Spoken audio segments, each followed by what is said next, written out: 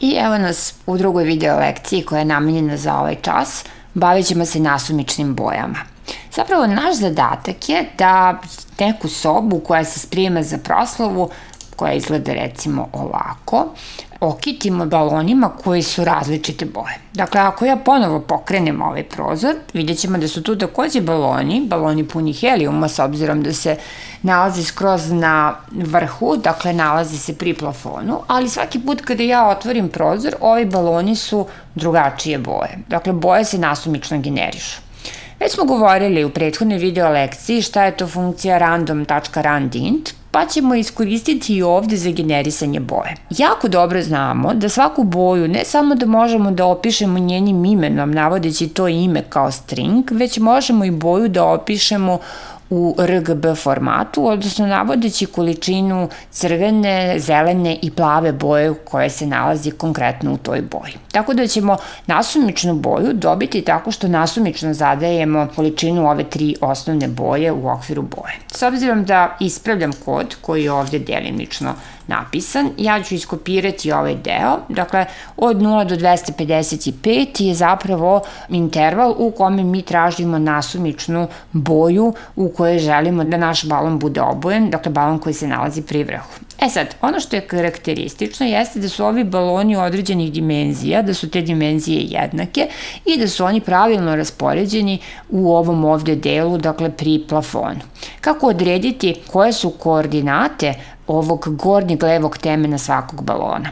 Mi ćemo širinu ovog žutog dela prozora podeliti brojem balona. Dakle, mi uvek možemo da imamo promenljivu koja predstavlja broj balona i u zavisnosti od toga koliko balona se nađe na plafonu, ovaj deo ovde, dakle, bit će prikazano 5 ili 15 balona, potpuno nebitno.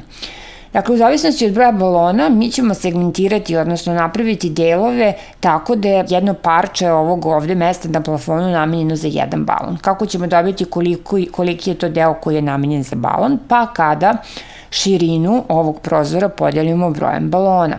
Kada smo to uradili, potrebno je da odredimo koje su koordinate ovog ovde gornjeg levog ugla svakog pravougaonika u kome se nalazi balon. Balon je ovde dat kao elipsa, kao što se vidi, tako da mi znamo već kako zadajemo elipsu, tako što navodimo koordinate gornjeg levog temena pravougaonika u kojoj se elipsa nalazi.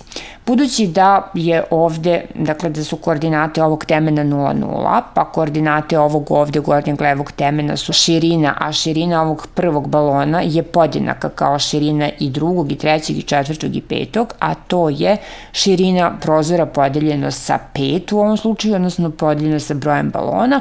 Dakle, ova ovde tačka će imati koordinatu i, dakle, tekući balon puta širina koja je namenjena za balon. Tako da se vratimo ovde.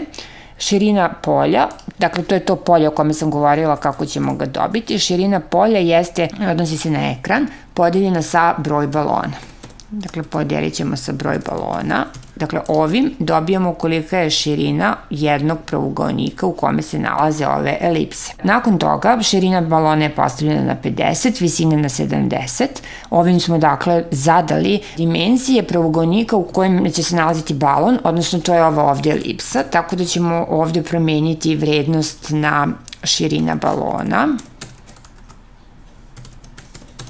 A ovu ovde, dakle ova tri znaka pitanja, stavljamo na visine balona. I preostaje nam još da odredimo koje su koordinate. S obzirom da su svi ovi baloni na vrhu, jasno je da su y koordinate ovih balona 0. Ovde ćemo, dakle, pisati 0. A ono što nam preostaje još da vidimo jeste kako da odredimo y koordinatu. Kao što sam rekla, to je širina polja puta i. Dakle, 0, 0, ovde će biti i puta širina polja, odnosno 1 puta širina polja, 2 puta širina polja, 3 puta širina polja, odnosno to je koliko pre tekućeg i tog balona ima balona u redu. Tako da ovde stavljamo i puta i zvezdica i to je širina polja. Dakle, prevešćemo program i vidjeti, aha, jedan deo nije Ok, šta nismo stavili? Nismo stavili ono što je jako bitno, to jest nismo odredili boju balona kojom želimo da se iscrta svaki od njih i s obzirom da smo napravili funkciju nasumična boja, dakle to je ova ovde funkcija u kojoj nasumično vraćamo boju, ovde ćemo zapravo samo pozvati funkciju i reći nasumična boja, pokreni program, da, i evo ga, dobili smo to i još jednom nasumično su se zaista generisale boje. Hvala ti na slušanju. Čujemo se u narednom videu, dakle u narednoj video lekciji u kojoj idemo dalje sa gradivom.